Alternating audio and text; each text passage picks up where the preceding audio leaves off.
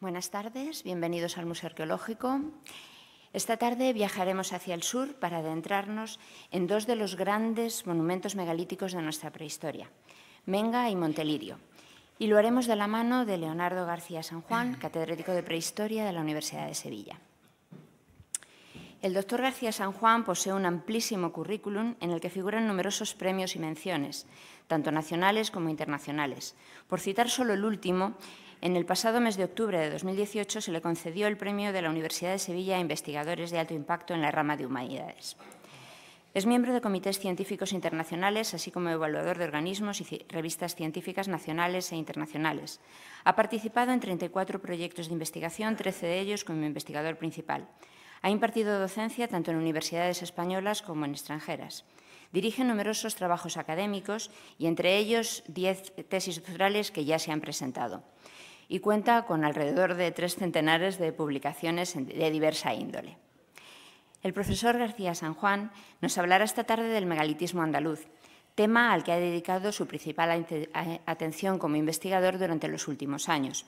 Concretamente, nos trasladará al cuarto y tercer milenio antes de nuestra era, presentándonos los resultados de los últimos estudios desarrollados sobre un dolmen de larga trayectoria en nuestra historiografía, como es el dolmen de Menga, en Antequera, y de una sorpresa relativamente reciente, como es el caso del Tolos de Montelirio.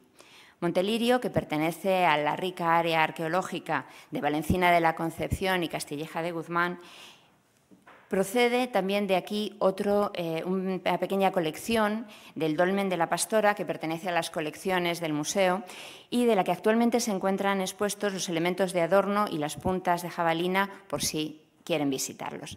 Y sin más, cedo la palabra al doctor García San Juan para que nos hable de estos dos interesantes yacimientos.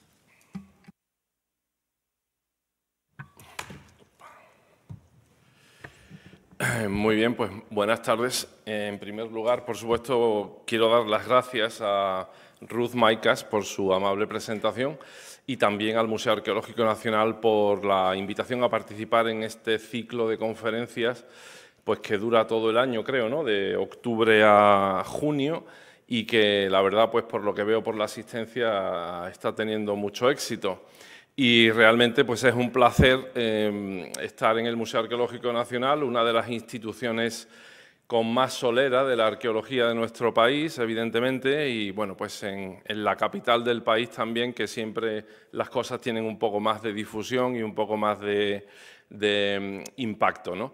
Para mí realmente es un gran placer y una satisfacción poder presentar un resumen de las investigaciones recientes que hemos venido haciendo desde la Universidad de Sevilla en colaboración con muchas otras instituciones, organismos, universidades, con muchos colegas, algunos aquí presentes, como por ejemplo la profesora Mimi Bueno, que vienen pues, participando de muy diversas maneras en los estudios a los que voy a hacer referencia a lo largo de esta charla. El título de la conferencia, Investigaciones recientes en los grandes megalitos andaluces, Menga, en Antequera y Montelirio, en Sevilla, pues intenta recoger lo que son las aportaciones más concretas en las que mi grupo de investigación ha tenido protagonismo, vamos a decir, recientemente en el campo del megalitismo, que es un campo de investigación y un campo de estudio bastante amplio, ya con bastante tradición también en nuestro país, con varios equipos y grupos e investigadoras bastante buenos que se vienen centrando en ello en los últimos decenios.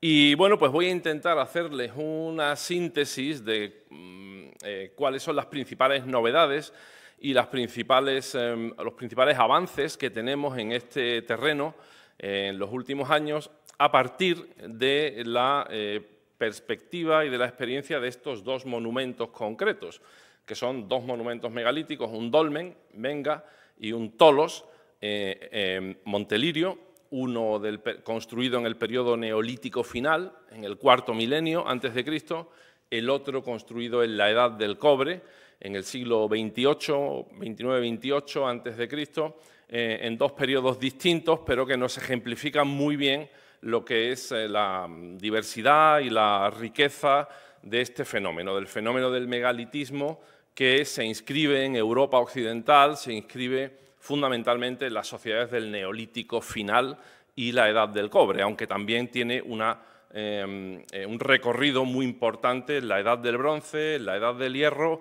incluso podemos decir luego en periodos históricos, como espero mostrar en la conferencia más tarde, en la Antigüedad o incluso en el Medievo, puesto que algunos monumentos prehistóricos excepcionalmente han tenido una vida y una biografía muy extensa que ha hecho que hayan estado presentes en la vida social muchos miles de años después de su construcción y que hayan sido importantes para gente que vivió muchísimos siglos después de su construcción original. Y quizás esta es una de las cuestiones pues, que de una manera más tangible o evidente se desprenden de la investigación de los últimos años aquí en la península ibérica y en España. Bien, la conferencia la he organizado en varios apartados. Primero voy a hacer una introducción general a estos dos monumentos para situarnos y luego voy a destacar varios temas en los que creo que estas aportaciones de la investigación nueva pues, son más significativos o más relevantes. Estos temas van a ser la arquitectura, por un lado, la arquitectura de las construcciones megalíticas, la dimensión paisajística de las construcciones megalíticas, que es también una de las contribuciones más importantes de las investigaciones recientes, la cuestión de la biografía y, por último, la cuestión de las prácticas sociales y de las creencias que se asocian a los megalitos, ¿no? Y que quizás también para el público interesado en este tema, el público no experto, puede ser una de las cuestiones más interesantes. Bueno, situándonos ya en este contexto, estos dos monumentos concretos, el dolmen de Menga, que ven en esta fotografía, forma parte del complejo megalítico de Antequera, al norte de la provincia de Málaga, y bueno, pues representa quizás un poquito, podríamos decir, el buque insignia del megalitismo español e ibérico, en la medida en que hace 2 años ha sido incluido en la lista de Patrimonio Mundial de UNESCO y, por tanto, ha adquirido una relevancia que va más allá de lo que pueda ser el ámbito puramente regional, andaluz o nacional español, ¿no? En el momento que UNESCO y un conjunto de expertos mundiales deciden que un sitio, un monumento, una creación humana pues merece la inclusión en la lista de Patrimonio Mundial, eso ya de entrada nos está diciendo que tiene una significación para toda la humanidad y que tiene, por tanto, un valor superior al que pues, puede ir meramente derivado de su relevancia local o regional. Entonces, los dólmenes de Antequera, uno de los conjuntos también más antiguos conocidos en la península ibérica y con los que también se inaugura la investigación arqueológica en España. El dolmen de Menga, de hecho, podemos decir, fue descubierto, entre comillas, para la ciencia en los años 40 del siglo XIX, en 1847, cuando un erudito local en Málaga, Rafael Millana, realiza las que probablemente sean las primeras excavaciones con una intención científica en un monumento megalítico español. Pero debemos tener en cuenta que en este momento, a principios del siglo XIX, la ciencia arqueológica está absolutamente en su infancia. Podríamos decir que realmente casi que no existe como tal ciencia todavía. En esta época no se sabe nada todavía de la temporalidad del ser humano y de cómo de antigua es la especie humana en su evolución, y no se sabe nada de cómo de antiguos son los monumentos megalíticos. Es decir, la prehistoria y la arqueología son ciencias todavía en proceso pues, de génesis prácticamente. Rafael Millana hace una excavación durante varios años, interviene y excava aquí en el dolmen de Menga y publica un pequeño opúsculo de 19 páginas, memoria de las excavaciones realizadas en el templo druídico de Antequera, así le llama él, y eso le da al dolmen de Menga ya a mediados del siglo XIX una verdadera fama internacional.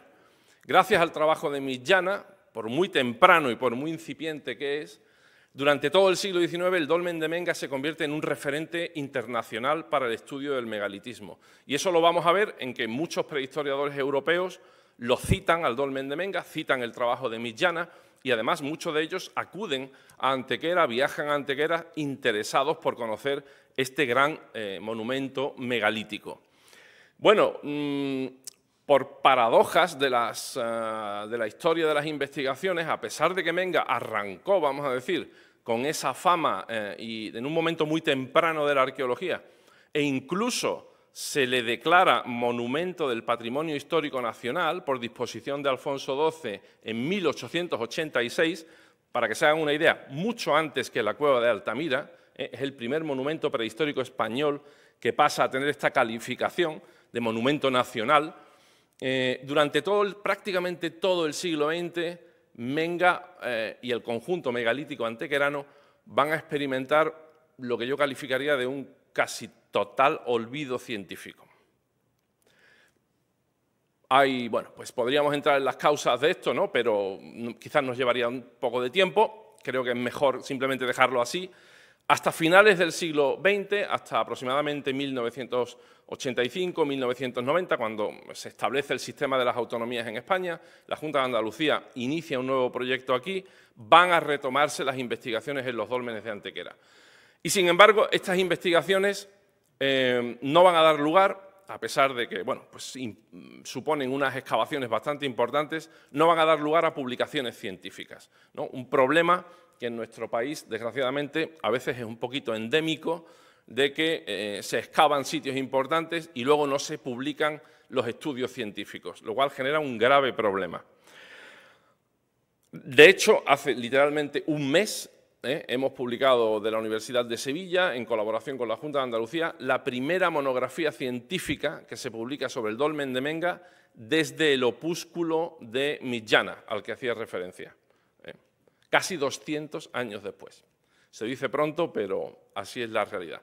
Esta obra, cuya portada tienen aquí en la pantalla, ha salido, repito, hace literalmente un mes y nos da una serie de novedades y aporta una serie de informaciones nuevas acerca de este gran dolmen, de este gran monumento megalítico, ahora en la lista del Patrimonio Mundial de UNESCO. Este es el primero de nuestros protagonistas, vamos a decir, para esta conferencia.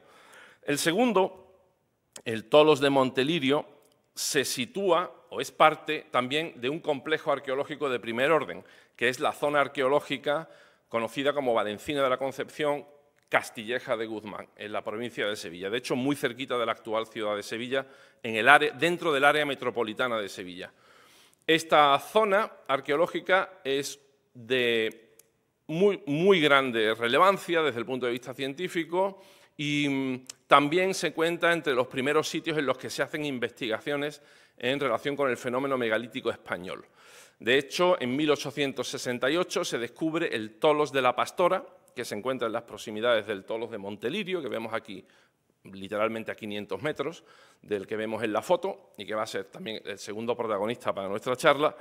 Y Francisco de Tubino, otro erudito del siglo XIX, pues publica una serie de trabajos, no libro o opúsculo, como el caso de Mitjana y Menga, sino varios trabajos en las revistas de esta época en las que da a conocer el Tolos de la Pastora, del cual, como ha señalado Ruth Maicas hace un momento, pues hay una pequeña colección, pequeña pero importante colección de objetos aquí en el Museo Arqueológico Nacional. Por tanto, Antequera, Dolmen de Menga, Valencina, Tolos de la Pastora, podemos decir que son de los más tempranos ejemplos de los estudios sobre el fenómeno megalítico en España. El Tolos de Montelirio, repito, muy cerquita de la Pastora, apenas a unos centenares de metros, se descubre muy posteriormente, mucho después, en 1998. Y hasta 2007 no se excava. Se excava entre 2007 y 2010 y hace 2 años también pues, tuve la suerte de coordinar un equipo que realizó la publicación monográfica de estas excavaciones, de cuya portada pues, tenemos imagen aquí en la pantalla. Así que tenemos 2 publicaciones que han salido en los últimos 2 años, que hacen referencia a 2 monumentos megalíticos que podríamos considerar de los más clásicos o más importantes de la península ibérica y ciertamente yo casi que diría de Europa Occidental, y que bueno, pues nos han aportado una serie de datos bastante novedosos sobre todas estas cuestiones que voy a ir tratando, como he dicho antes, arquitecturas, paisaje, biografías y prácticas sociales y creencias. Para que se hagan una idea, no sé si se fijan ahí en esa foto, pero para que se hagan una idea de la escala del monumento, esto que hay aquí son personas, y el monumento megalítico tiene todo este desarrollo, todo esto es el corredor, y aquí está la cámara principal y la cámara secundaria. El total, el Tolos de Montelirio, tiene un recorrido interno de casi 50 metros. Es uno de los monumentos megalíticos de la Edad del Cobre más grandiosos que existen en Europa occidental.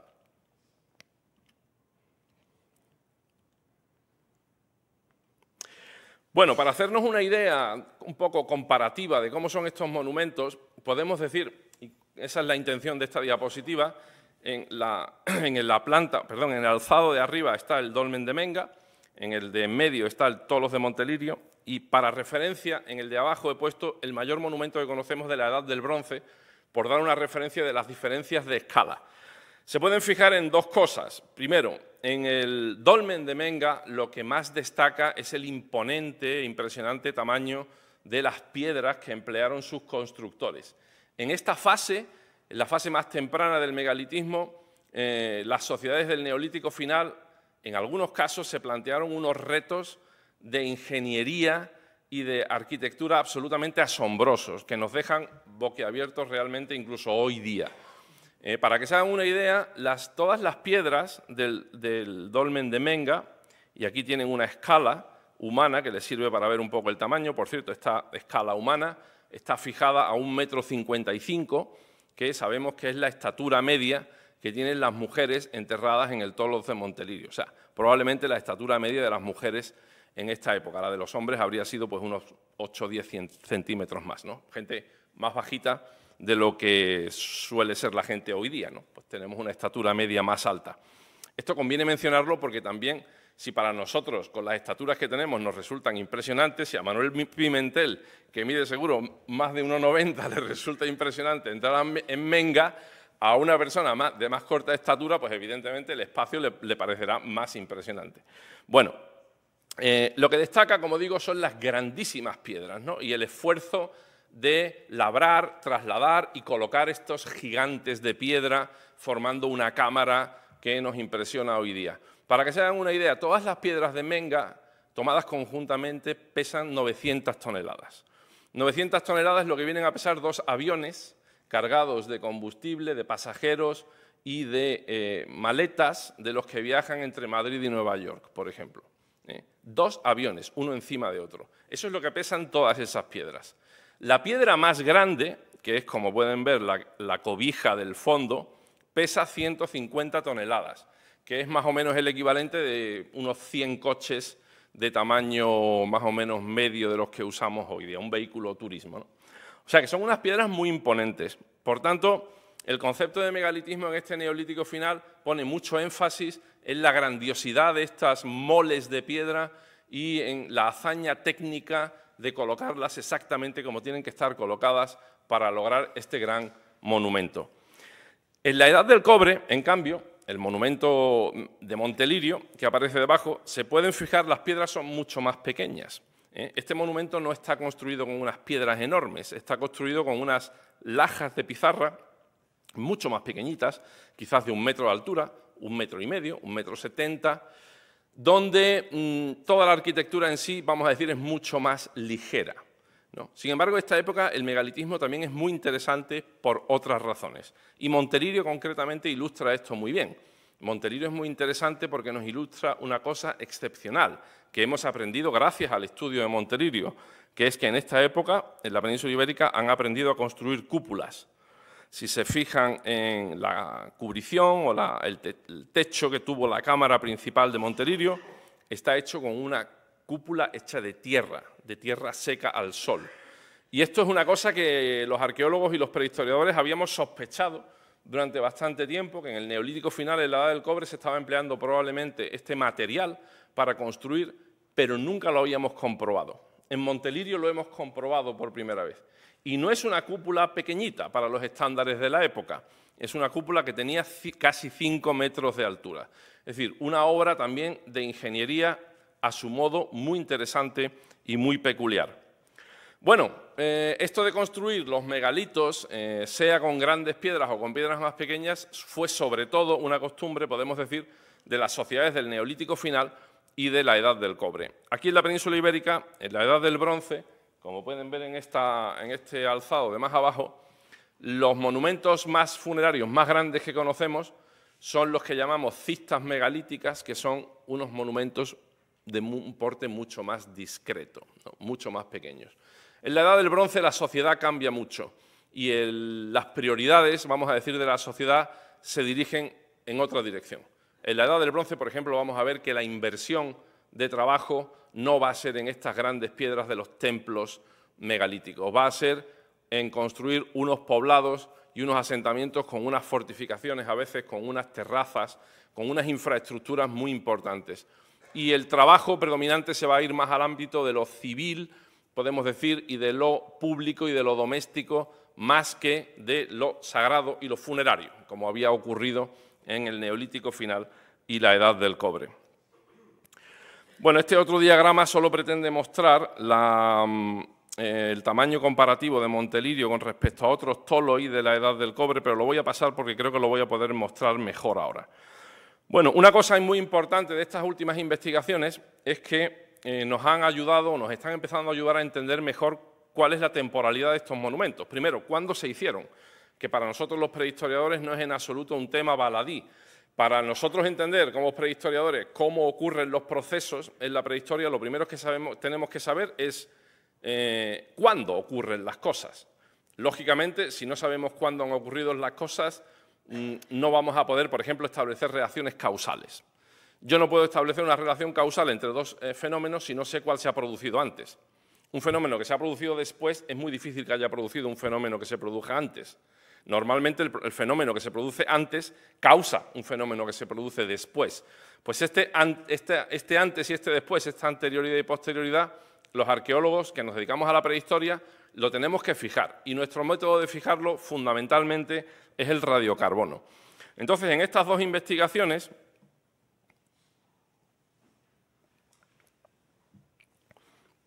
hemos logrado unos avances que yo diría son bastante importantes, porque tanto Menga como Montelirio se han convertido ahora en los monumentos megalíticos mejor fechados por radiocarbono en la península ibérica. Para Menga disponemos de 38 dataciones radiocarbónicas, además de 6 de OSL, que es otro método de datación que se llama de luminiscencia por estimulación óptica, y que son unos datos que todavía estamos en proceso de publicación.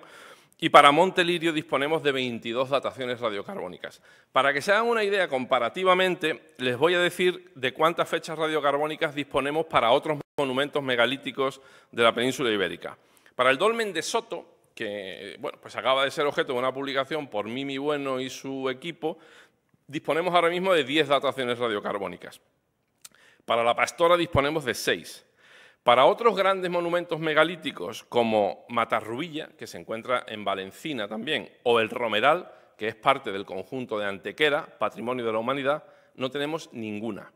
0 dataciones radiocarbónicas. Desconocemos cuándo se construyeron esos monumentos. Desconocemos cuándo se usaron y durante cuánto tiempo. En este sentido, bueno, creo que es importante fijar la naturaleza de esta información para también saber qué desconocemos y qué tenemos que investigar en el futuro. Esto es importantísimo. La necrópolis de los Millares, uno de los sitios más famosos de la Edad del Cobre de la península ibérica y del tercer milenio antes de Cristo en Europa occidental, para sus megalitos tenemos una datación radiocarbónica. Para una necrópolis que tiene más de 80 tumbas y que ha sido uno de los referentes más clásicos para estudiar el megalitismo en la península ibérica. Así que esta cuestión es crucial, ¿no? Digamos que es un poco preliminar. Gracias a los datos de las dataciones radiocarbónicas, ahora tenemos una imagen pues, más aproximada de cómo es el devenir, por ejemplo, de la zona arqueológica de Valencina de la Concepción, para cuyo conjunto, no solo para el Tolos de Montelirio, para todo el conjunto tenemos casi 200 dataciones radiocarbónicas. Bueno, les decía que iba a hablar de varios aspectos, empezando por la arquitectura. Desde el punto de vista de la arquitectura, las investigaciones nuevas nos han arrojado luz sobre varias cuestiones muy importantes. En el caso del dolmen de Menga, por ejemplo, en primer lugar, la presencia de un pozo, que es una estructura hidráulica excepcional, única en su género, que se descubre en 2005 y de la que hemos hecho una primera descripción en esta monografía a la que me he referido antes, y que abre un montón de interrogantes nuevos acerca del sentido de este monumento. Es una estructura tan especial, y ahora lo mostraré en fotografía, que realmente nos cuestiona cuál es la naturaleza del dolmen en sí y cuál era el marco ideológico y el marco simbólico en el que se inscribió o se dio su sentido y su construcción. Y, por supuesto, con una componente muy importante en relación con la biografía que tiene este dolmen, que es amplísima. Luego también, y esto lo voy a omitir de mi conferencia, pero quería por lo menos enunciarlo, de la arquitectura tenemos unos datos nuevos bastante importantes con respecto al sistema de construcción y al proceso constructivo que dio lugar a la creación del dolmen de Menga, y que es una cosa excepcional, pues por el tamaño de las piedras, ¿no?, como he mencionado antes. Y en este sentido quiero mencionar la contribución del doctor José Antonio Lozano Rodríguez, de la Universidad de Granada, que ha hecho unos estudios de geoarqueología para entender cuál es la ingeniería que hay detrás de la construcción de un dolmen como Menga, con estas moles de piedra. Y les aseguro que es una ingeniería muy avanzada. Desde el punto de vista de Montelirio, como he mencionado antes, una novedad importante de la arquitectura es el descubrimiento de esta cúpula de tierra.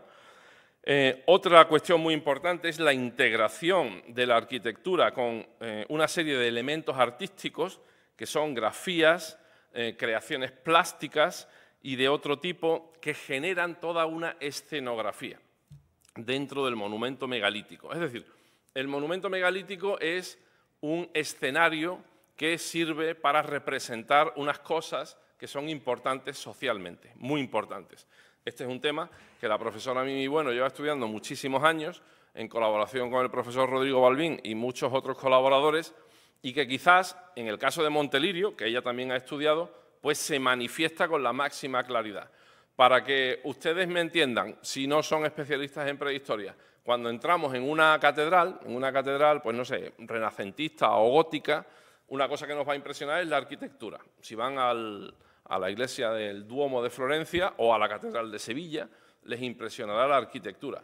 Pero verán que esos templos, aparte de la arquitectura, están complementados por todo un aparato gráfico, que son esculturas, pinturas, mosaicos, imágenes de mucho tipo, ¿no?, pintadas, no sé, representadas en el suelo, en las paredes, en el techo. Todo eso es parte de la arquitectura y del sentido que la arquitectura tiene dentro de una cosmovisión. Bueno, pues si esto ya lo veníamos viendo gracias a estas investigaciones de la profesora Bueno y su equipo, quizás donde ya hemos encontrado un poco el remate para decir esto era clarísimamente uno de los sentidos más fuertes que tenían los monumentos megalíticos, ha sido en Montelirio. Porque en Montelirio las condiciones de preservación, pues afortunadamente para nosotros, han sido muy especiales y se han conservado cosas que no se suelen conservar en monumentos de esta antigüedad. Otro detalle que también puedo mencionar es la importancia del papel de los segmentos exteriores de los corredores de estos tolois, que siempre nos habían suscitado muchas dudas a los arqueólogos, porque hemos visto que muchos de ellos están descubiertos, no tienen techo, y a veces pensábamos que eso se debía a que las piedras habían sido robadas. Bueno, definitivamente Montelirio nos ha ayudado a entender de que no es ese el caso, de que esos primeros tramos de los corredores estaban descubiertos porque eso tenía un simbolismo y sus constructores decidieron hacerlo así. Bueno, entrando por ejemplificar algunas de estas novedades, el Pozo de Menga se descubre en 2005, como digo, es una estructura hidráulica absolutamente excepcional en su género, tiene casi 20 metros de profundidad, 1,5 metros de anchura, con un volumen total de unos 36 metros cúbicos de capacidad. Se perforó en la roca, en el lecho rocoso, que es una roca calcarenítica, sedimentaria, no muy dura, pero que requiere un trabajo, evidentemente, y llega hasta el nivel freático. Llega hasta el nivel freático donde hay agua potable. Cuando se encuentra este pozo, en 2005, este pozo estaba relleno. Es decir, todo el tubo del pozo había sido rellenado con un montón de materiales, escombros, animales muertos, objetos, vasijas cerámicas. Se habían arrojado muchísimas cosas ahí dentro para cegarlo. De manera que el descubrimiento de este pozo, que fue, la verdad, sensacional para nosotros en la prehistoria andaluza y española, planteó de entrada un montón de cuestiones. Primero, ¿qué hace esto aquí? Porque nunca se ha visto una estructura como esta en un dolmen. Segundo, ¿cuándo se hizo? Y tercero, ¿cuándo dejó de usarse? Por lo menos por enunciar tres de las preguntas quizás más urgentes, ¿no?, o perentorias. Entonces, bueno, pues desde entonces hemos estado intentando investigar estas cuestiones e indagar estas cuestiones sobre el pozo. Les voy a pasar algunas fotos, más o menos rápido, para que se hagan una idea de la morfología de este pozo. Esto es a unos 6 metros de profundidad, donde se encuentra el esqueleto de una vaca completa. Como el esqueleto está articulado in situ en el relleno del pozo, esto nos indica que la vaca se arrojó completa, vamos a decir. O bien acababa de morir y no se había descompuesto, o bien estaba todavía viva y se arrojó al pozo. Esto es difícil de saberlo, ¿no? Pero dada la ubicación del dolmen, yo sospecharía que es posible que el animal estuviera vivo, porque para transportarlo hasta ahí muerto no es fácil. Por donde se encuentra el dolmen, una vaca que pese 400 o 500 kilos, vamos a decir. Lo mismo con un par de équidos, burros, varios perros, gatos, etcétera, que se encuentran a distintas profundidades. Aquí se pueden hacer una idea del proceso de excavación y de limpieza del pozo que hizo la Universidad de Granada y que requirió, pues, de la instalación de un sistema de cabrestantes y protección para los técnicos que subían y bajaban, pues porque era bastante complicado de acceder y, evidentemente, un poco particular de excavar, ¿no? No es precisamente muy normal estar excavando en un espacio tan estrecho y tan angosto, húmedo, a esa profundidad. Bueno, pues hay que ser un poco minero, ¿no?, para hacer eso, y los técnicos que hacían esto no estaban acostumbrados a esas condiciones de trabajo. Bueno, como digo, a 20 metros se llega al nivel freático y, como ahora luego espero explicar, pues todo esto del agua va a ser una cuestión de investigación, una cuestión importante, ¿no?, y acuciante que se nos plantea desde el momento en que se descubre este pozo, ¿no? ¿Qué hace este pozo aquí? ¿Cuál es la relación de este monumento con el agua como para que haya un pozo dentro? Aquí pueden ver en este diagrama, que es un diagrama todavía preliminar, la distribución de los distintos tipos de cultura material que se encuentra dentro del pozo conforme se va excavando, ¿eh? Todo o casi todo es material cerámico y algunos objetos metálicos de época moderna. Ninguno, en principio, prehistórico, excepto quizás algunas mazas, como pueden ser estas que están aquí, que debieron entrar como parte del relleno que usaron quienes colmataron el pozo en el momento que el pozo dejó de usarse, ¿no?, y se forma ese relleno. Esas mazas podrían ser prehistóricas. Por lo demás, todo lo que encontramos ahí es moderno. Aquí ven algunos ejemplos de algunas vasijas que son modernas todas y que estamos estudiando precisamente ahora y que se encuentran en la parte inferior del relleno de este pozo. Bueno, una cuestión que afortunadamente hemos podido establecer, ya les anuncio que de esas tres preguntas que les decía que son las más pertinentes y acuciantes sobre el pozo, la primera no la podemos responder y me temo que no vamos a poder responderla por mucho tiempo, es decir, ¿cuándo se hizo el pozo? Esto quizás sería lo más interesante, claro, pero lamentablemente creo que debo admitir que va a ser bastante difícil responder a esa pregunta. Sí podemos, en cambio, responder, y ya, de hecho, hemos respondido a la pregunta de cuándo dejó de usarse y cuándo se colmató.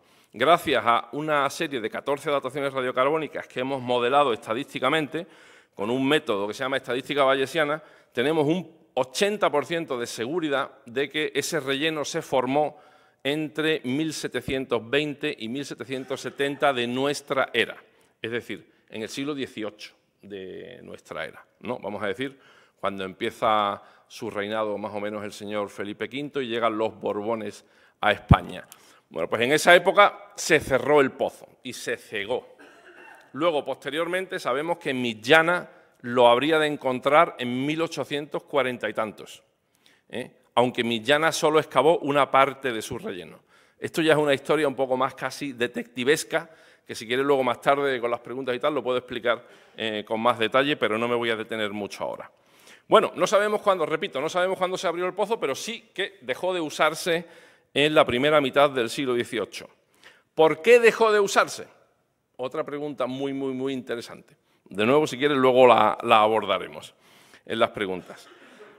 Bueno, siguiendo con estas novedades de arquitectura, el pozo ha sido una gran sorpresa, el pozo del Dolmen de Menga. En el caso de Montelirio, la gran sorpresa ha sido esta cúpula hecha con tierra que remataba y cerraba la cámara grande. De hecho, eran dos cúpulas, dado que Montelirio tiene dos cámaras de planta circular, como pueden ver en esta fotografía, conectadas por un pequeño corredor. Las evidencias de la presencia de esta cúpula pues son muy contundentes. Por un lado, en la estratigrafía, pueden ver aquí, se apreciaban los restos del material, que es una mezcla de arcilla y margas, utilizado para construir la cúpula y que luego se derrumbaría encima. Y el relleno que ocupaba también, bueno, en parte eso también es el relleno que ocupaba el espacio de la cúpula en el túmulo que se hizo luego encima.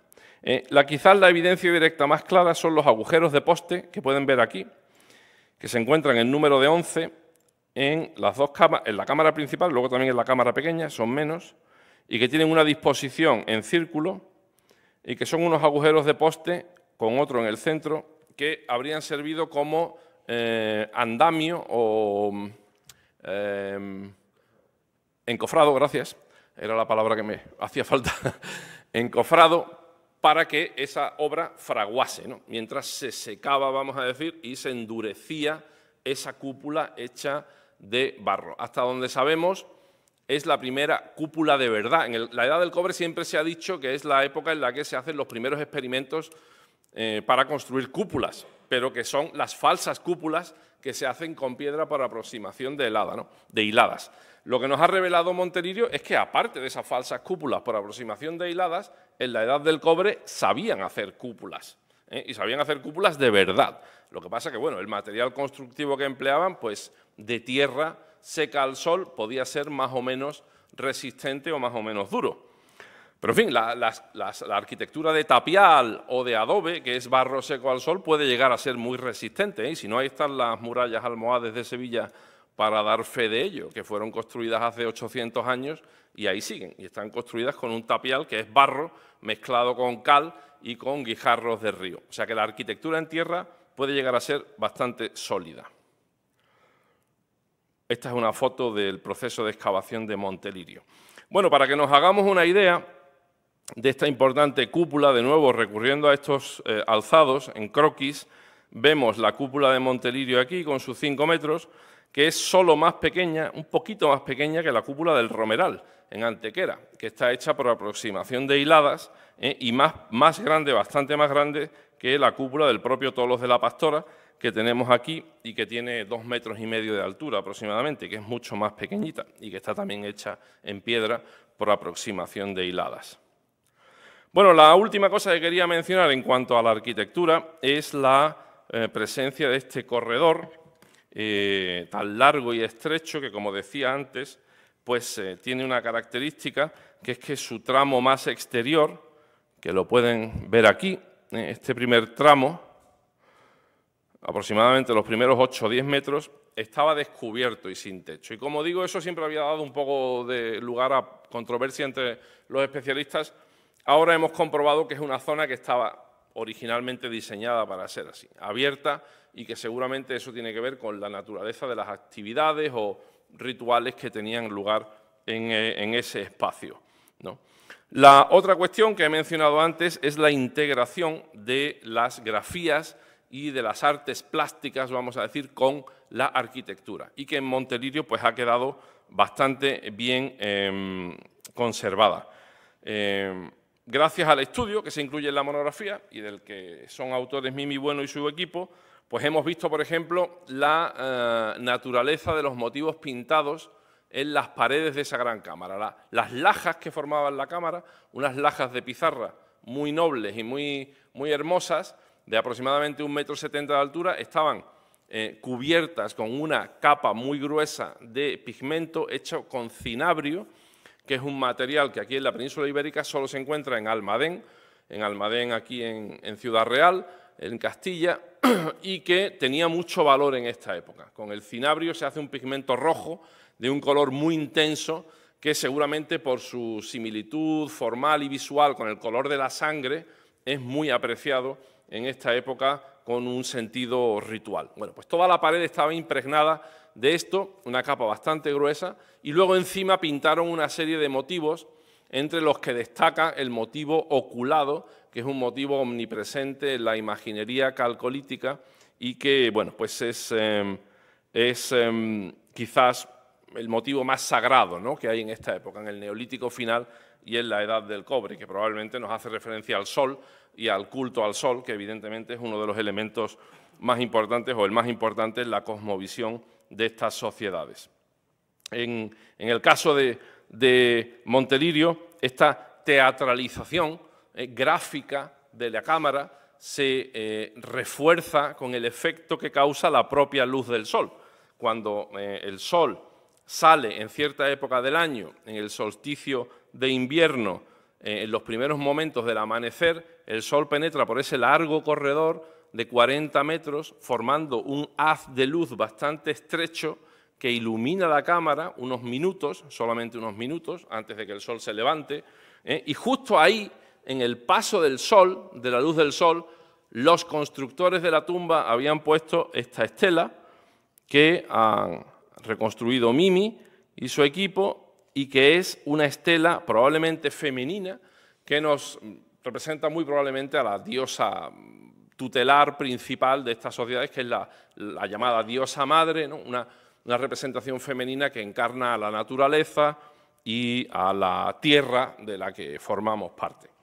Bueno, pues por tanto, una teatralización, repito, una puesta en escena muy sofisticada que incluye una serie de elementos: arquitectura, pintura, diseño, materiales traídos de fuera, motivos gráficos, el sol pintado, el sol que entra en la cámara, una estela o estatua de una diosa femenina y los muertos enterrados en esa cámara. Por tanto, nosotros hemos hablado en nuestro estudio prácticamente de una saturación sensorial, vamos a decir, para los participantes en este funeral, ¿no? Una estimulación simbólica muy fuerte, como la que puede experimentar pues un cristiano, un creyente, cuando entra en una capilla, no sé, barroca, ¿no?, vamos a decir, con muchas esculturas, vírgenes, Cristo, etcétera, una intensidad de emoción o de sensación.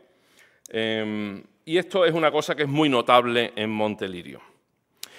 Bien, dejando la cuestión de la arquitectura detrás, respecto del paisaje, no sé cómo voy de tiempo. ¿Un cuarto de hora? Vale. Desde el punto de vista del estudio del megalitismo, una cosa que los arqueólogos durante mucho tiempo probablemente no hicimos muy bien fue que estudiábamos el monumento aislado de su contexto. Nos fijábamos solamente en el monumento, cómo era su arquitectura, cómo estaba construido, pero no pensábamos mucho en dónde estaba y por qué. ¿Por qué estaba en un sitio y no en otro? Y cuáles eran sus posibles relaciones con los elementos del entorno. Posibles elementos del entorno como, por ejemplo, formaciones naturales, el agua, las montañas, las rocas o otro tipo de elementos que puedan ser más humanos, asentamientos, caminos, vías de paso, etcétera, ¿no? Todo esto es lo que conforma, desde hace ya varias décadas, la arqueología del paisaje, que aplicada al megalitismo quiere decir que ya no miramos solamente al monumento en sí, sino también a su contexto, e intentamos entender cuál es la relación del monumento con su contexto. Bueno, en Antequera, en el conjunto de Antequera, este enfoque nos ha llevado a hacer algunos descubrimientos bastante interesantes y que quiero mencionar, aunque sea por encima. En primer lugar, una de las cosas llamativas del dolmen de Menga, siguiendo siempre con Menga, es que, a pesar de ser un monumento tan excepcional, o precisamente quizás por eso, sus constructores fueron un poquito heterodoxos en una cuestión muy concreta, que es la de la orientación. Casi todos los monumentos megalíticos, en el Neolítico y en la Edad del Cobre, suelen estar orientados a la salida del sol. Es decir, como pueden ver en este diagrama, entre 55 grados y 125 grados, que es el rango del horizonte por el este, por el que se mueve el Sol cada año cuando sale, ¿no?, por el este. De hecho, muchas iglesias cristianas en el medievo también estaban orientadas a la salida del Sol.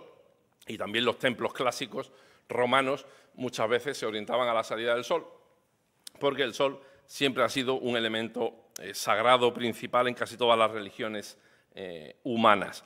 Bueno, el caso del dolmen de Menga es un poquitín, como digo, heterodoxo, o si prefieren, casi un poquito herético, en el sentido de que su orientación está ligeramente hacia el norte del solsticio de verano. Se orienta hacia 45 grados. Y eso también es una cuestión que había intrigado siempre. Esto se sabía, vamos a decir, de mucho tiempo atrás. Nuestra aportación ha sido ahí intentar explicar el porqué de esta orientación extraña. Y eso nos llevó, evidentemente, a una investigación de una formación que hay en la Vega de Antequera, una formación natural que es muy especial. La pueden ver ahí al fondo, es el referente a la entrada del dolmen de Menga, que es la Peña de los Enamorados.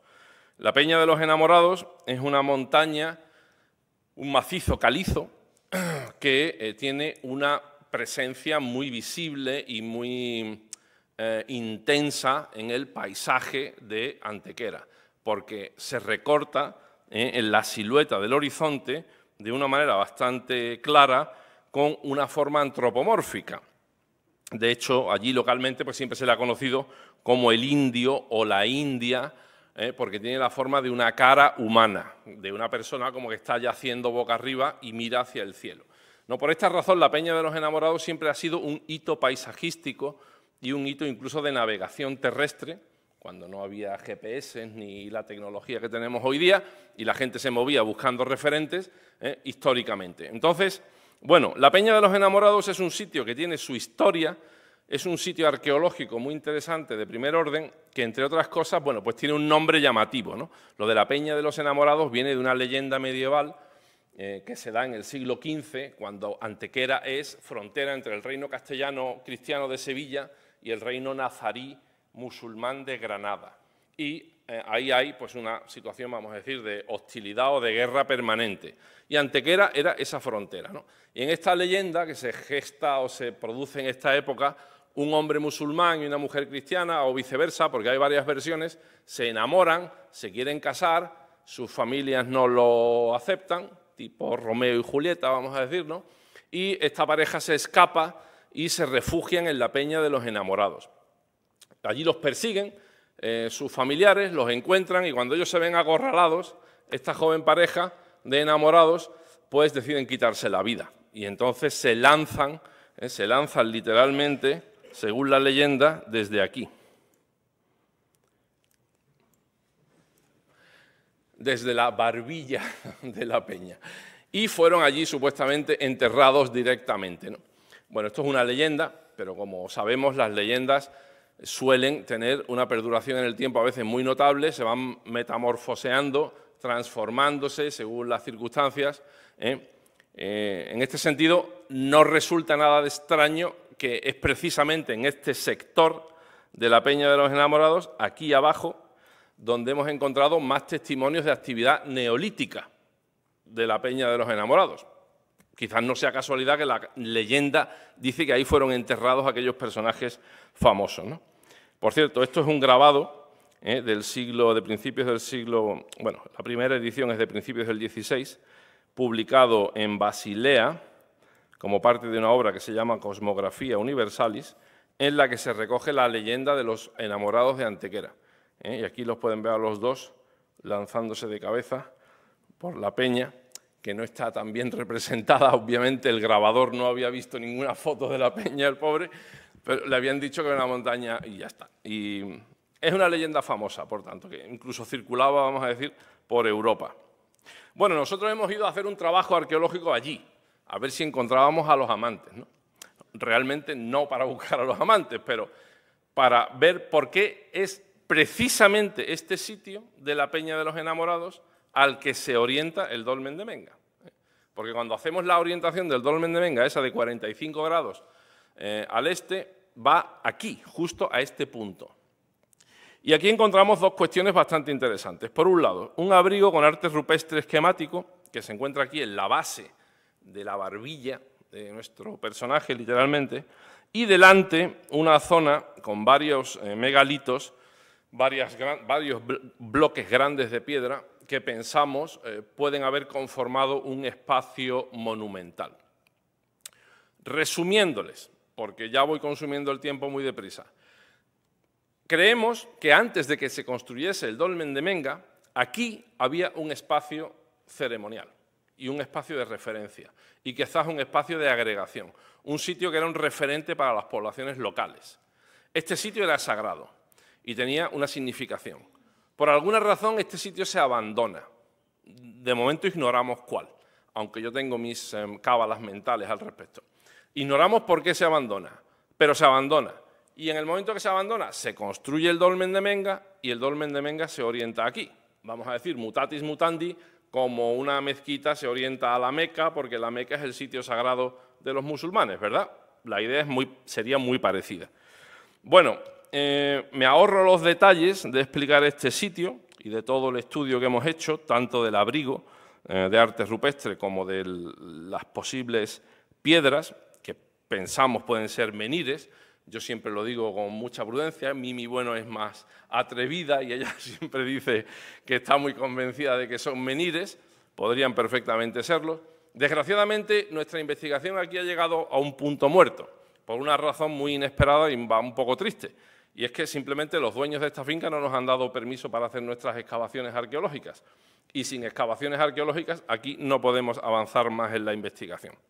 Lamentablemente, la mentalidad de la familia que posee esta finca pues no es, vamos a decir, facilitar la investigación científica. Parece que nos tienen un poquito de miedo a los arqueólogos.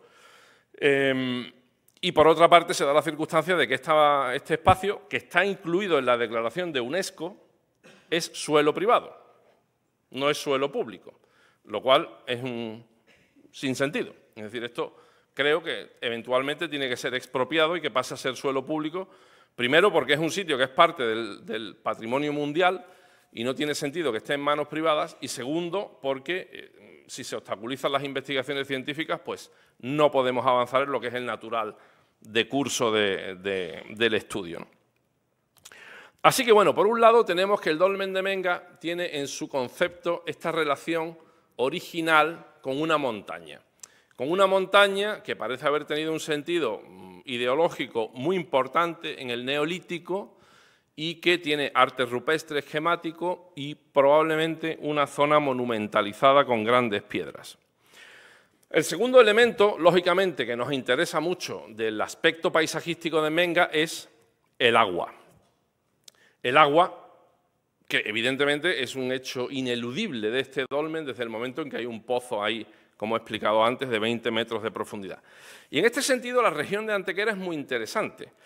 De entrada podemos decir que Antequera es una región mediterránea y, por tanto, como tal región mediterránea, está sujeta al carácter cíclico de la disponibilidad de agua, que es normal en todo el Mediterráneo, con un periodo de estiaje en verano, donde muchas veces los ríos no tienen ningún agua, y, por tanto, tener agua de consumo humano o para los animales garantizada es una cosa vital.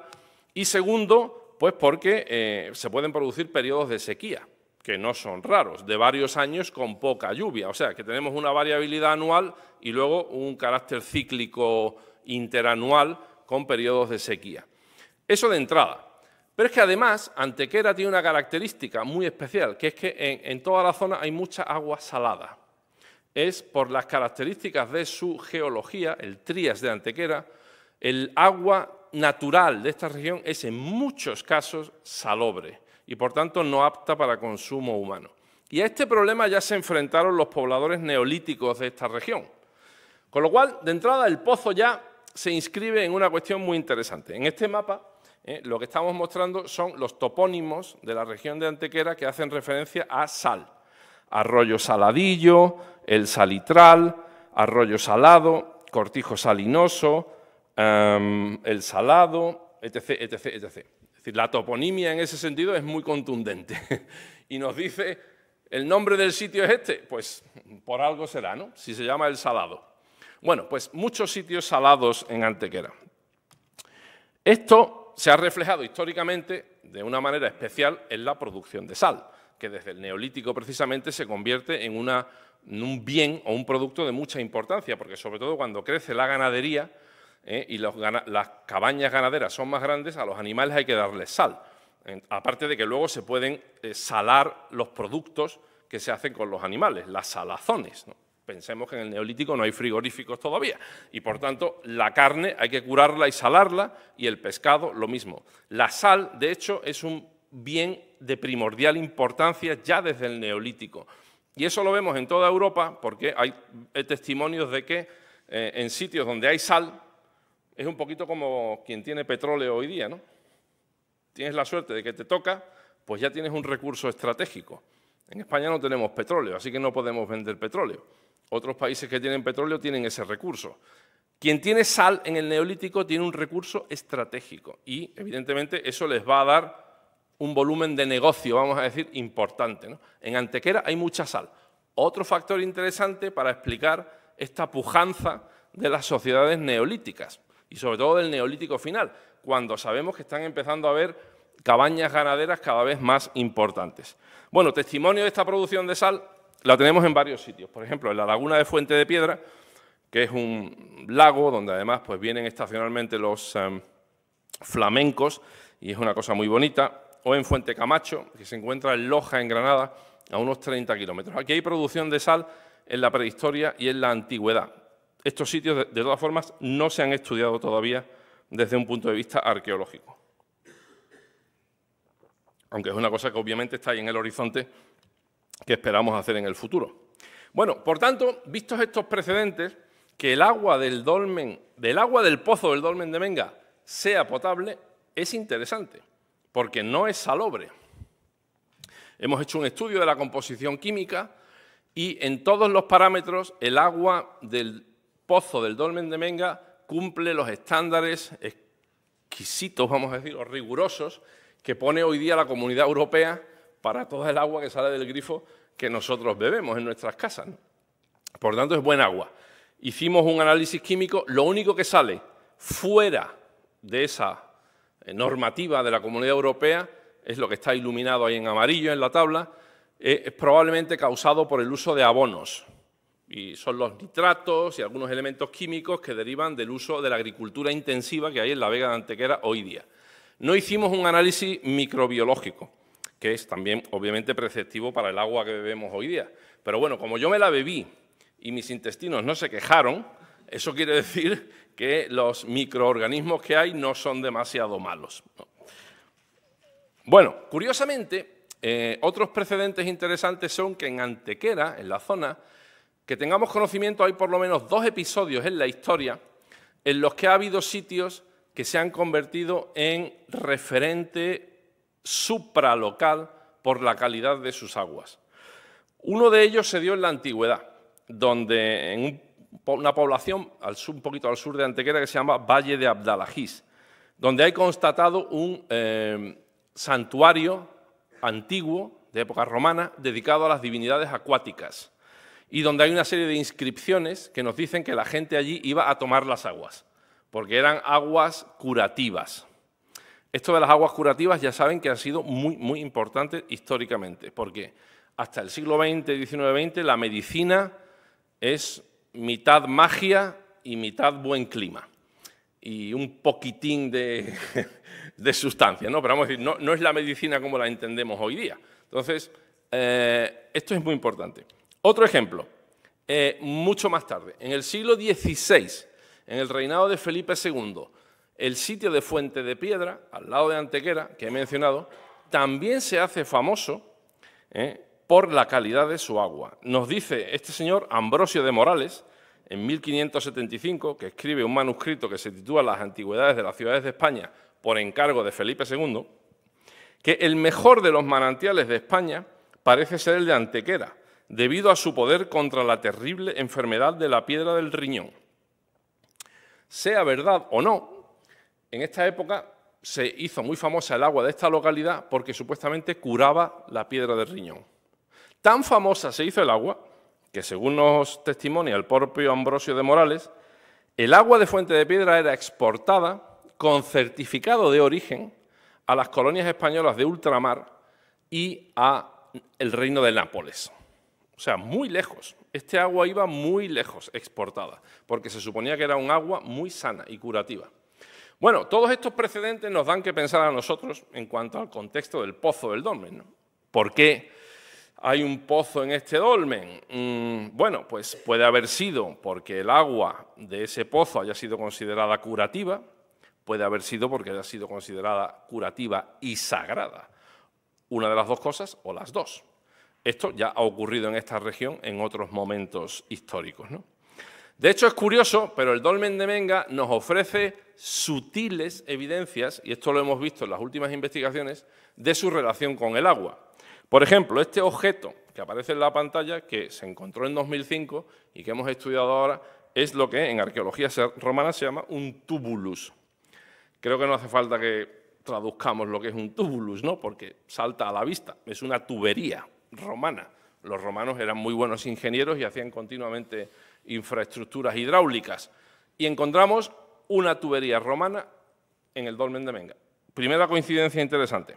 Luego vemos las cerámicas modernas que hay en el dolmen de Menga, que hay muchas, porque nos hablan de la actividad que ha tenido este dolmen durante los últimos 6.000 años, y vemos que hay una serie de vasijas que son las alcarrazas.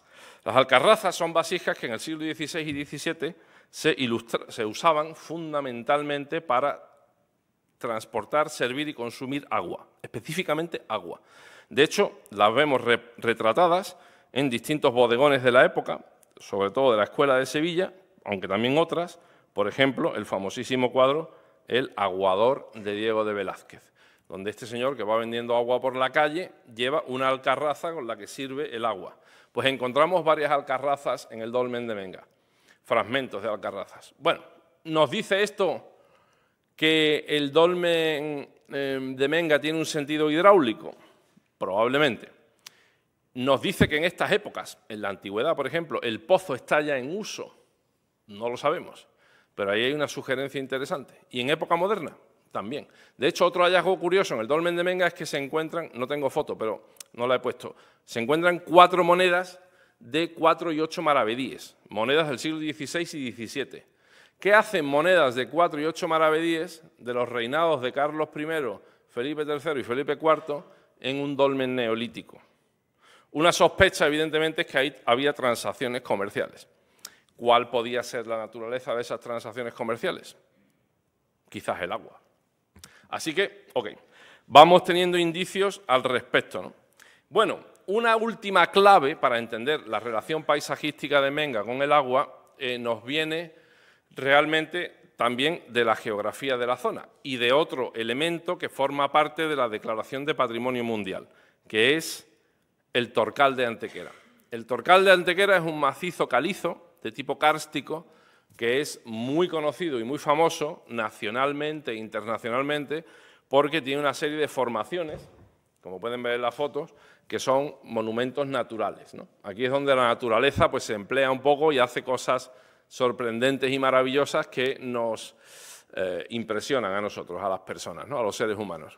Además, curiosamente, muchas de estas formaciones, por la manera en que ha funcionado la geología aquí, que son unos elementos, unos laminares, vamos a decir, unos estratos, ¿no? Y como dice José Antonio Lozano, siempre son el duriense y el blandiense, un elemento duro y un elemento blando. El blando se erosiona, se queda el duro y parece que alguien ha construido una torre ahí, ¿no? O ha puesto como, ¡pum!, unos megalitos, parecen casi megalitos naturales. Bueno, el Torcal es un sitio precioso. Yo les recomiendo que vayan ustedes de visita si no han ido nunca. Allí, la provincia de Málaga tiene unos sitios muy bonitos para visitar. Y desde aquí, desde Madrid, se llega de maravilla en AVE ahora. O sea que en Antequera están en 2 horas y media. Le voy a hacer un poco de propaganda a Antequera, ¿no? Para que... Porque además esto lo graban, ¿no? Que luego si se ve por internet, que no quede duda. Pues, sin embargo, para nosotros, casi que lo más interesante, siendo como es muy interesante el Torcal, y no entro en más detalles, pero lo es, casi que lo más interesante del Torcal es lo que no se ve. Debajo del Torcal hay un acuífero descomunal, que es un lago de agua subterránea. Cuando llega el agua húmeda del Mediterráneo a ese macizo kárstico del Torcal y se retiene ahí porque chocan las nubes, el agua o llueve o por la neblina que se forma, el rocío, vamos a decir, y todo eso percola por la roca caliza. Y el Torcal es como una especie de esponja, chupa toda el agua del Mediterráneo. Y ahí debajo del Torcal hay un enorme recurso hídrico, de un agua maravillosa, de una calidad excelente, en una región en la que, como he dicho antes, hay mucha agua salada y en la que tener agua de buena calidad siempre ha sido una cosa muy importante. Y he puesto ejemplos. El santuario de Nescania, el agua de Ambrosio de Morales, del siglo XVI. Bueno, pues qué curioso, fíjense, el agua de ese macizo sale por una cueva que está al pie del Torcal, que es como vamos a decir el grifo del Torcal, y evacúa por ahí el agua de ese acuífero, un manantial que le llaman allí el Nacimiento y que da lugar a un arroyo. Ese arroyo da agua muy buena todos los días del año, 365 días al año, con lo cual garantiza un abastecimiento de agua en una región, como he dicho, mediterránea, sujeta a una variación y a una dificultad de abastecimiento, donde además hay un problema de agua salada.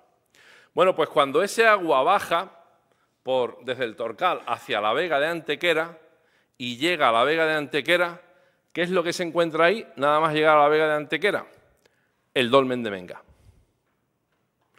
Es decir, el dolmen de Menga está construido literalmente donde ese agua maravillosa del Torcal, del paisaje mágico del Torcal, desciende a la vega de Antequera. Y yo pienso que no es casualidad. Cuando nos preguntamos, desde un punto de vista paisajístico, por qué se construyó Menga aquí y no se construyó 500 metros más allá, creo que el agua tiene bastante que ver con ello. En fin, no me puedo detener más con explicaciones y lo voy a dejar aquí. No puedo entrar en la cuestión de las prácticas y las creencias, que me hubiera gustado, pero bueno, pues son demasiadas cosas para contar. Si quieren, de todas formas, ahora en turno de preguntas, pues puedo hacer referencia a alguna cuestión. Bueno, he querido, como dije al principio, hacer un pequeño resumen de algunas novedades de lo que sabemos ahora, que pues probablemente no sabíamos hace 10 o 15 años, gracias a las investigaciones de estos monumentos megalíticos, que son, la verdad, dos maravillosos testimonios del increíble talento y del increíble genio creador que tuvieron nuestros antepasados hace entre 6.000 y 4.000 años, cuando se planteaban sus relaciones con la naturaleza, sus relaciones sociales y su existencia, ¿no? Y nos hicieron unas cosas maravillosas que creo que es nuestro deber intentar conservar hoy lo mejor que podamos. Y conservar significa conocer, o sea, que hay que estudiarlas también y, por tanto, investigarlas. Así que les agradezco mucho su atención y bueno, pues quedo a su disposición por si quieren hacer alguna pregunta.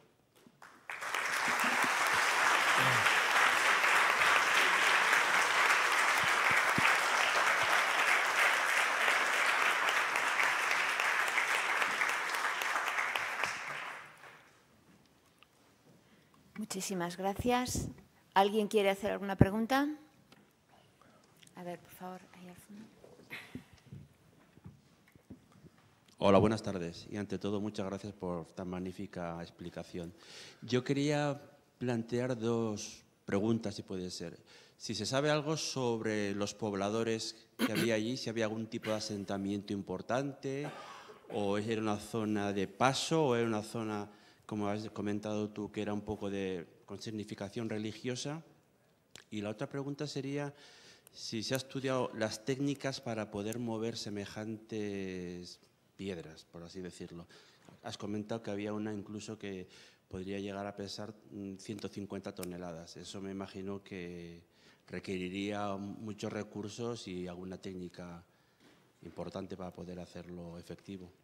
Gracias. Pues sí, bueno, las dos preguntas van muy bien orientadas y son muy pertinentes. Relativo a la primera, lo primero es que efectivamente Antequera, una cosa en la que no he entrado, pero que es muy importante saber, es que prácticamente es un cruce de caminos, y siempre lo ha sido, por su ubicación geográfica. Donde se encuentra Antequera es prácticamente donde se encuentran las rutas naturales que van desde el Valle del Guadalquivir, desde el Bajo Valle del Guadalquivir, en el Atlántico, es decir, donde está Sevilla hoy día, hacia el altiplano granadino, donde está Granada, en el sentido este-oeste, y en sentido sur-norte, desde donde está la costa mediterránea, unos 40 kilómetros al sur de Antequera, donde está Málaga hoy día, hacia el interior, es decir, Córdoba y el Valle Medio del Guadalquivir, y hacia el interior de la península ibérica. O sea que si hacemos una cruz, vamos a decir, entre Sevilla y Granada, y Málaga, Córdoba, Madrid, vamos a decir, ¿no? Antequera está ahí donde se cruzan esas dos líneas. Y eso muy probablemente ha sido uno de los factores del desarrollo de las sociedades neolíticas que vemos materializado en este dolmen espectacular, el dolmen de Menga. Pero tengamos en cuenta que en Antequera hay 3 dólmenes espectaculares, que yo solo he hablado de uno. Luego está el dolmen de Viera y el Tolos del Romeral, que son también unos monumentos excepcionales. Por falta de tiempo, no he podido entrar. O sea que sí, el carácter, vamos a decir, geoestratégico es muy importante. Relativo a los poblados donde vivía la gente, bueno, pues sobre esto vamos teniendo alguna información, pero hasta ahora no sabíamos casi nada. De momento sí sabemos que hay en toda la Vega de Antequera varios lugares donde vivía gente a inicios del cuarto milenio, aproximadamente entre el siglo 39 y el siglo 37 a.C., cuando se construye con más probabilidad el dolmen de Menga. O sea que vamos sabiendo un poco dónde había gente viviendo. Y la impresión que vamos teniendo poco a poco es que había una densidad de población importante y unas comunidades pues bastante numerosas y que además estaban bastante bien conectadas con gentes de todo el sur de la península ibérica, ¿no? Digamos, todo lo que es Andalucía. Así que no hay prácticamente mucho publicado. Nosotros estamos investigando un poco y sobre todo haciendo dataciones radiocarbónicas, porque ahí es crucial entender, como he dicho antes, pues la sincronicidad entre esos poblados y el dolmen, ¿no? Y saber pues, cuándo se pudieron ocupar esos poblados, si fue antes de que se construyese el dolmen, claro. Así que sí, vamos averiguando algunas cosillas sobre los constructores de los dólmenes. Relativo a la segunda pregunta, bueno, hay bastantes trabajos hechos con respecto a cómo se desplazaban estos grandes bloques de piedra. De hecho, ha habido trabajos de arqueología experimental que han servido para intentar, pues, vamos a decir, poner en la práctica, con un bloque de hormigón, intentar arrastrarlo, ¿no? Con una serie de dispositivos hechos en madera, normalmente unos raíles, vamos a decir, que irían hincados en el suelo, que serían como unas vías, ¿no? Como las vías de un tren, y encima unos rodillos o troncos que facilitan que la piedra se desplace. O sin los troncos, simplemente sobre los raíles, siempre y cuando eso esté, vamos a decir, bien lubricado y no haya una fricción muy intensa, ¿no? Con eso se pueden mover, con la suficiente cantidad de gente tirando, o animales, ¿no? Bestias de carga, se pueden mover piedras bastante grandes, y hay algunos, yo no sé si este ordenador está conectado a Internet. ¿Sí está?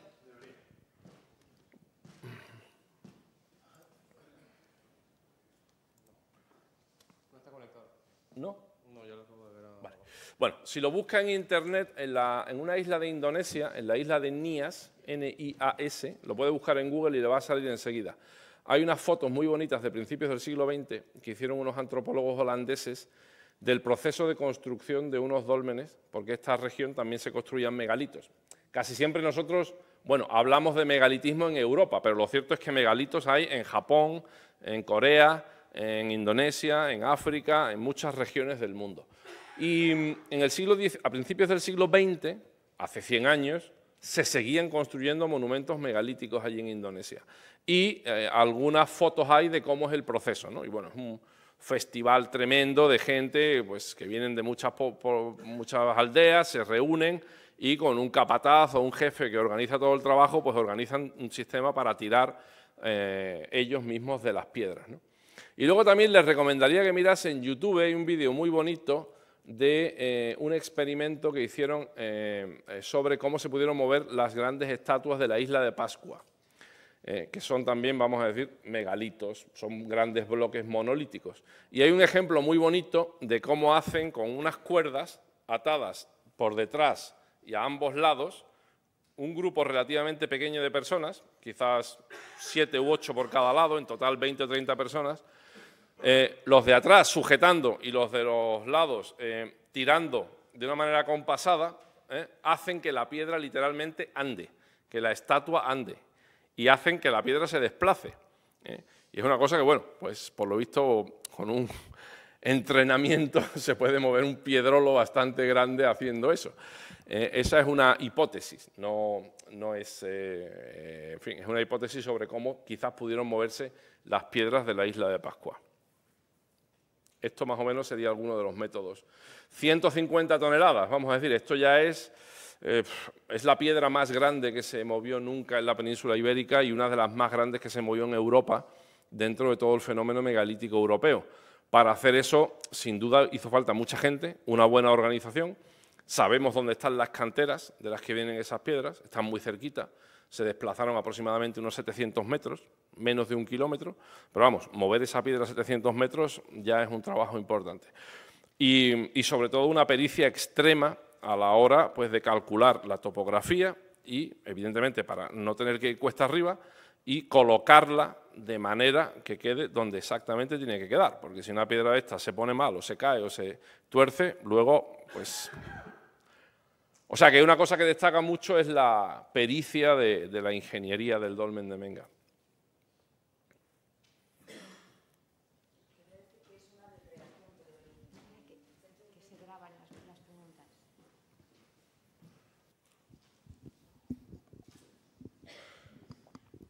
Quería decir que es una recreación, pero que en el centro de interpretación de la Menga hay un vídeo que seguramente estará en YouTube también, en el que se ve todo ese supuesto trabajo. Sí, efectivamente.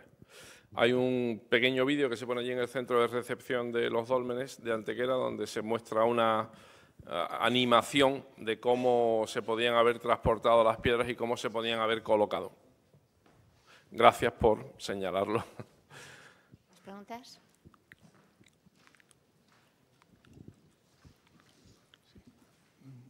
¿Puede dar alguna pincelada sobre las creencias y sobre la jerarquía social de los pobladores de la época de Menga? Y una segunda pregunta, vamos, si por si usted lo sabe, ¿cómo se sitúa esto en los dólmenes que ha aumentado de Menga y Montelirio con relación a un momento megalítico espectacular al otro lado del estrecho, que está al lado del Arache, que es el kilómetro de Msura, que también son 164 piedras, en un diámetro de 50 o 60 metros, y que yo, al menos en lo que he podido leer, la datación es muy confusa al otro lado, ¿no? Y parece bastante parecido a esto, a lo que está usted explicando de Montelirio y de Menga.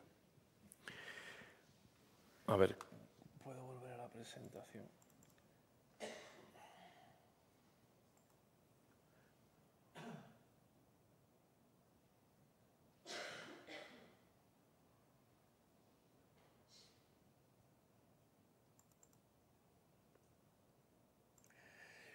Bueno, relativo a la primera de sus preguntas, lo cierto es que no disponemos de datos muy fiables ni de mucha calidad respecto a cómo es el sistema de organización social y política en el cuarto milenio antes de Cristo, en el Neolítico final.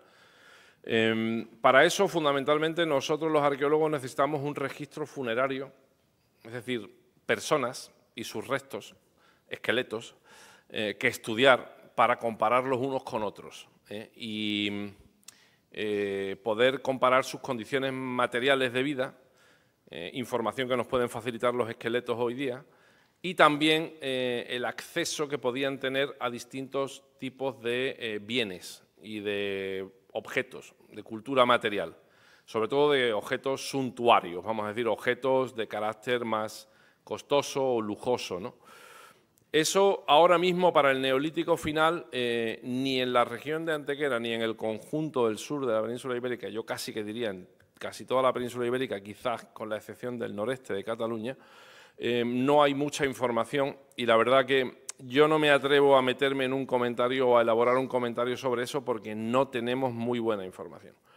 Para el caso de Montelirio, en cambio, y para el caso de la edad del cobre, sí tenemos un poco más de información.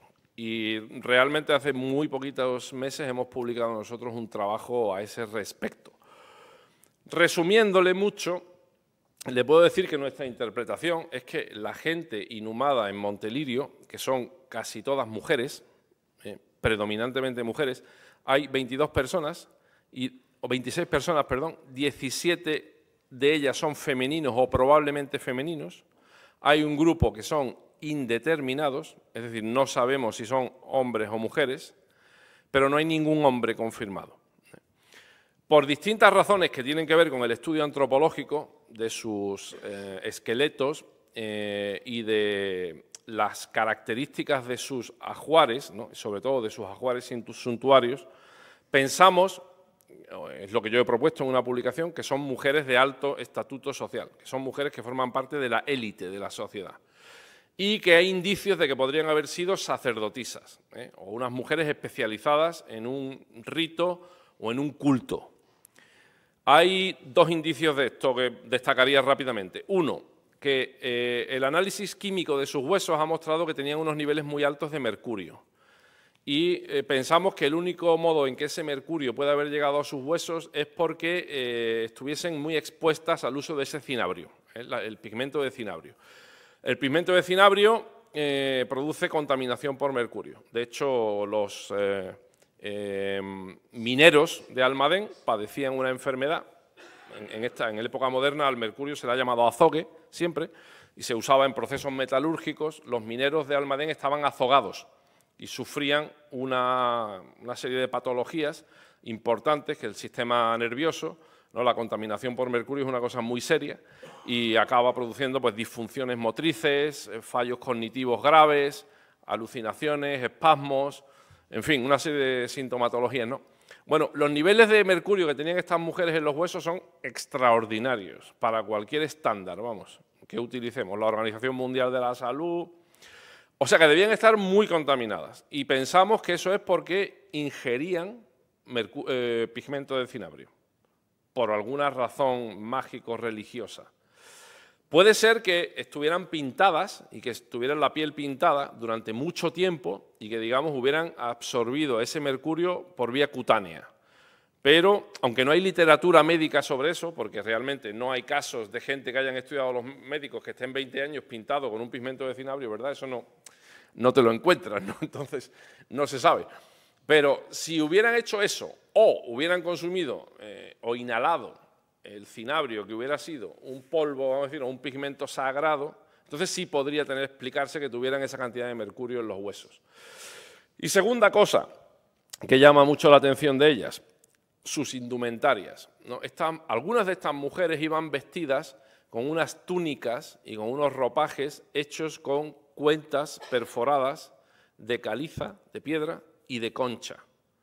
Para hacer estas indumentarias, que creo no exagerar si digo que son únicas a nivel mundial, hasta ahora no hemos conseguido encontrar un ejemplo, digamos, hay algunos casos de cinturones o de algunas prendas, pero túnicas de cuerpo completo, como parece haber sido el caso de Montelirio, no hay ninguna a nivel internacional.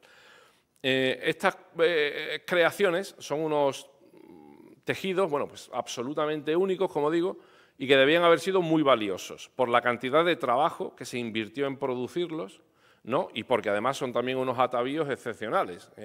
No tenemos una estimación todavía hecha, pero son decenas de miles de cuentas las utilizadas para cada una de estas indumentarias. Un trabajo absolutamente impresionante, ¿no?, de unir, primero producir estas cuentas que son pequeñitas, muy pequeñitas, de 3-4 milímetros, y unirlas, ensartarlas con unos hilos formando unos trajes, ¿no?, que estas mujeres llevan cuando son enterradas en esta cámara.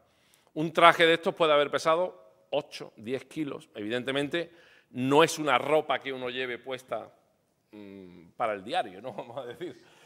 Tienen que haber sido unas indumentarias especiales para unos momentos muy especiales. Entonces, estos dos indicios relacionados con nuestras mujeres y otros, no sé si puedo elaborar más la respuesta. Vale, pues un tercer indicio que es muy importante es esta mujer que está aquí, que hemos reconstruido, y que está justo delante de esa estatua o estela. Y la postura en la que está esta mujer, que por cierto viste una de estas túnicas impresionantes, es muy especial, porque en general en la Edad del Cobre se entierra a la gente en una postura corporal encogida, ¿no? Vamos a decir, postura fetal se suele llamar. En cambio, esta mujer está medio estirada y con los brazos estirados por encima de los hombros, con los brazos apuntando hacia la estela, ¿verdad? Y nosotros creemos que esta posición de esta mujer no es casual, sino que es una parte de esta escenografía funeraria y simbólica que encontramos en esta cámara funeraria, y que tiene que ver con que es un adorante o orante de esta divinidad, ¿no? Porque esta misma postura la encontramos en el arte rupestre prehistórico europeo en distintos sitios. Por ejemplo, en el sitio italiano de Val Camonica, en el norte de Italia, hay una serie bastante conocida de figuras antropomórficas con esta postura delante de motivos solares muy evidentes que están haciendo un gesto de reverencia al sol. Entonces, por todas estas razones, pensamos que probablemente estas mujeres son sacerdotisas o responsables de un templo o de un culto muy, muy importante por las riquezas que tiene esta tumba y que posiblemente tenía una fama pues, bastante extraordinaria, ¿no? Y luego, también, al ladito de Monte Lirio, hace pues, también unos 10 años, se encuentra una tumba que no he tenido tiempo de explicar, que es muy extraordinaria, en la que aparece este sujeto, que es un sujeto, un varón joven, de 20 y pocos años, que, según este análisis comparativo que hemos hecho y que le digo que hemos publicado hace muy poco, parece ser el sujeto con el ajuar funerario más rico de toda la primera parte de la Edad del Cobre, por lo menos de los primeros siglos de la Edad del Cobre, lo que nosotros llamamos la Edad del Cobre precampaniforme, antes de que aparezca la cerámica campaniforme. En esta tumba no hay cerámica campaniforme, ni en Monte Lirio.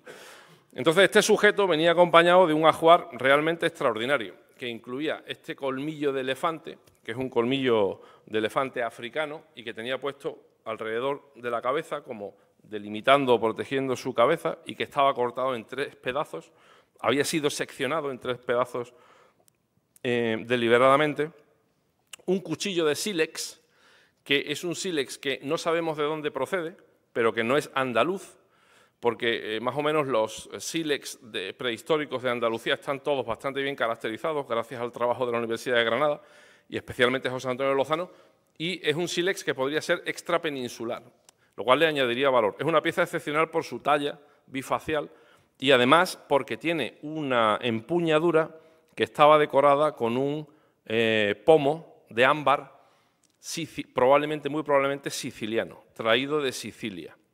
Entonces, este señor, que tiene este ajuar tan lujoso, vamos a decir, con materias primas exóticas que proceden marfil africano, ámbar de Sicilia, un sílex que no sabemos de dónde viene, pero que no parece ser ni local ni del sur de España, creemos que es el exponente máximo de lo que puede ser un líder en esta época, en las sociedades del Calcolítico temprano, en los primeros siglos del tercer milenio. En este trabajo reciente nosotros hemos propuesto que habría sido un gran hombre que gana su posición social y su influencia o su poder, quizás más influencia que poder, gracias a su propio trabajo y al liderazgo que da dando ejemplo, ¿no? Que es como en la antropología cultural sabemos que van apareciendo los primeros líderes. Los primeros líderes son los que trabajan más y los que trabajando más estimulan a otros, ¿no? Y también hacen cosas que en antropología se llaman, sobre todo, el consumo conspicuo, como por ejemplo dar grandes festines o dar grandes comilonas en las que participa otra gente y con las cuales pues, generan deudas de favores con otra gente, ¿no? Hacen regalos, dan comilonas y así otra gente pues, está un poco obligada con ellas, ¿no? Crean obligación. Esta es la forma en la que aparecen los primeros jefes, vamos a decir, en las sociedades prehistóricas. Bueno, esto lo ha estudiado mejor que yo casi mi compañero Rafa Garrido, que está aquí, de la Universidad Autónoma de Madrid, también Pedro Díaz del Río, que han estudiado bastante esta cuestión. Entonces, este señor de esta tumba, que nosotros le llamamos el mercader de marfil, para un poco abreviar la denominación, porque decir siempre el individuo del nivel inferior de la cámara de la tumba 10.049 es un poco largo, ¿no? El mercader de marfil creo que es un exponente de hasta dónde, cómo se caracteriza y quizás hasta dónde llega el poder de las personas poderosas de esta época. De todas formas, hay un debate sobre esto, hay un debate. Yo le estoy explicando un poco lo que es mi interpretación de este caso y de la sociedad calcolítica. Yo este sujeto lo veo como un sujeto influyente, con cierta capacidad de persuasión o de poder, pero no lo veo como un rey, vamos a decir, ¿no? Como un monarca. Pero hay distintas tendencias de opinión y quizás otros colegas, si usted le preguntase, pues abogarían más por interpretar a este hombre como un régulo, un rey o un protomonarca, vamos a decir, con una serie de poderes más importantes, ¿no? Para mí, y para esto es lo que hemos propuesto en nuestro equipo, es un gran hombre que se destaca por su capacidad de influencia sobre otros, porque tiene un protagonismo en una serie de prácticas sociales que tienen que ver mucho con los monumentos y porque también tiene contactos con gente fuera que le permite tener acceso a estos materiales exóticos como son el marfil, que evidentemente es un material que nos remite a los elefantes, ¿no? Que son unos animales muy poderosos que no hay aquí en la península ibérica. O sea, un poder más simbólico que coercitivo real. La segunda parte de su pregunta, ¿cuál era? Sí, si puede ubicar en el tiempo el Cromlech de Msura, cerca del Arache, porque son momentos megalíticos. Sí. Pues le voy a ser muy sincero, similitud. no sé cuál es la cronología de ese monumento, no sé si Mimi, bueno, yo no he visto la cronología radiocarbónica de ese monumento, ¿cuál es? No tiene, ¿no? Yo no sé que tenga dataciones radiocarbónicas.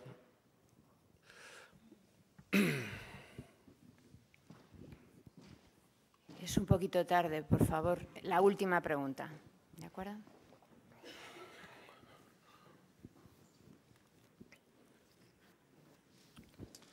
Buenas noches.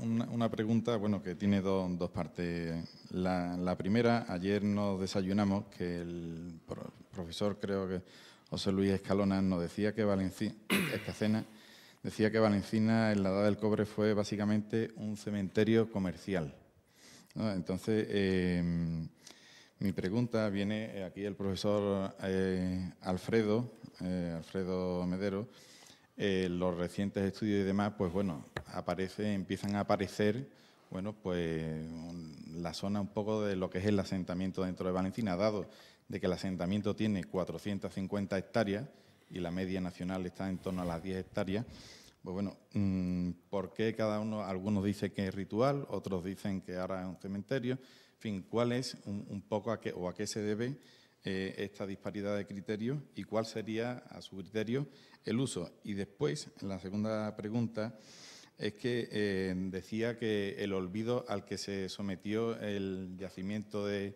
Antequera durante todo el siglo XX y dado que, como vuelvo a decir, Valencina tiene una extensión de 450 hectáreas y solo se ha excavado prácticamente un 1% de lo que es la extensión, ¿a qué se debe también ese olvido casi científico, ¿no? digamos, del mayor yacimiento de Europa, cuando algo fundamental para UNESCO es el estudio científico para en este caso dar el galardón?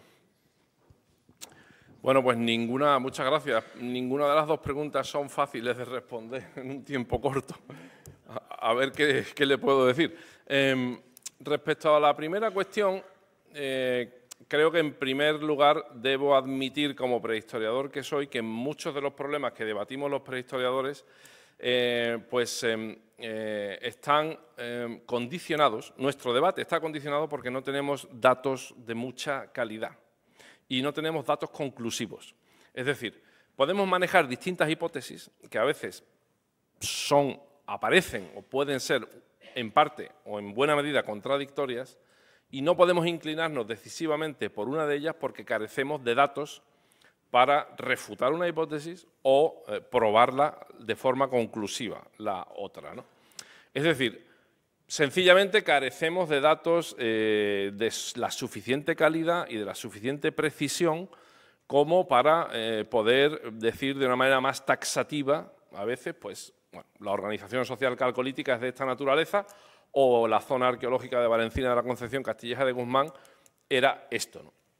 Es verdad que allá ha salido en la prensa una referencia, una entrevista al profesor José Luis Escacena, que además es compañero mío de departamento, donde él y otros autores proponen una interpretación del sitio de Valencina. Bueno, Valencina es un sitio que casi que podemos decir de entrada, Valencina-Castilleja es un yacimiento que está un poco de moda, y eso pues quizás también atrae un poco ahora que, bueno, pues se viertan más opiniones o se digan cosas por parte de colegas que a lo mejor pues no han estado tan involucrados en la investigación previamente, ¿no? Y que, bueno, pues incluso tampoco a lo mejor tienen una especialización muy directa ni en el yacimiento ni en el periodo, ¿no?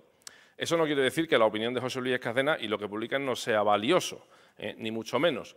Yo he leído el trabajo y, bueno, hay algunas cuestiones que creo que son bastante claras, en mi opinión. Por ejemplo, que en Valencina hay la presencia de depósitos funerarios y de prácticas funerarias está en todo el yacimiento. Pero vamos, eso es una cosa que lo hemos dicho nosotros ya desde hace varios años y que venimos repitiendo desde hace varios años, no es ninguna novedad. Y cosas con las que, bueno, pues quizás estoy más en desacuerdo y que creo que la idea que plantea ese trabajo en esencia no acaban de explicar, ¿no? Para mí, esa hipótesis no explica de forma satisfactoria la presencia de una zona de producción metalúrgica de relativa importancia en el yacimiento o los procesos de transformación de ciertas materias primas, como es el caso del marfil y del cristal de roca. Es verdad, él se centra, en ese trabajo se centra más en el sílex, y es verdad que no hay evidencias de transformación in situ del sílex por ahora, sí las hay en cambio del marfil y del cristal de roca porque tenemos toda la cadena operativa representada, ¿no? Entonces, bueno, un cementerio para mí, verá, el concepto de cementerio me parece demasiado estrecho y me parece demasiado pobre para explicar el registro arqueológico de Valencina. Yo no utilizaría esa terminología ni ese lenguaje, no estoy de acuerdo con el uso de ese término para explicar de una manera global lo que es esta zona arqueológica. Yo creo que el registro arqueológico de Valencina es mucho más complejo y que nos da a entender que hay una diversidad de actividades y una diversidad de prácticas más amplia, ¿no? Podemos entrar en detalle acerca de, bueno, pues si allí vive gente, cuánta gente vive, si vive gente durante mucho tiempo. También estamos hablando de un yacimiento o un sitio que se ocupa durante casi 1000 años, y durante 1000 años puede haber evolucionado la naturaleza del sitio.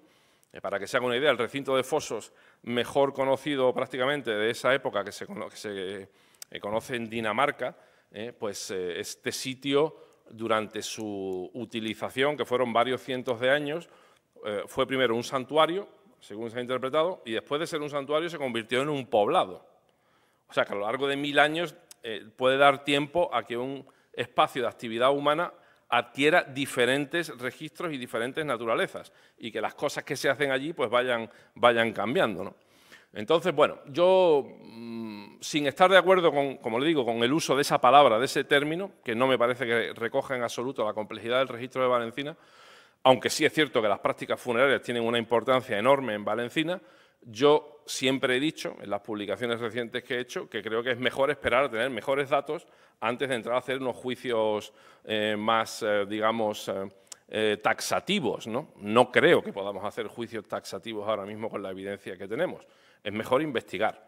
Y yo creo que hay que hacer arqueología de buena calidad. Eso es lo más importante.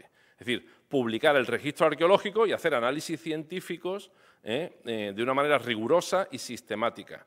Y eso, lamentablemente, es una cosa que en el caso de Valencina o Antequera se ha hecho muy poco, por sorprendente que parezca. Y eso me lleva a la segunda parte de su pregunta. ¿Por qué Menga o Antequera entraron en el olvido durante tanto tiempo? Bueno, yo ahí tengo que me temo, una reflexión un poco triste, y es decir que en España la ciencia nunca ha sido una prioridad, ni en el siglo XIX ni en el siglo XX. Es decir, el desarrollo científico de España ha sido muy pobre. desde la Ilustración, desde el siglo XVIII, y eso se debe a las circunstancias sociales y económicas de España y políticas y a la evolución de nuestro país en la historia moderna, ¿no?, y contemporánea. Otros países han apoyado más la investigación científica. En Alemania, en Gran Bretaña, en Francia, los investigadores han tenido más recursos porque ha habido más institutos, más museos, más universidades, más departamentos y se ha financiado más la investigación.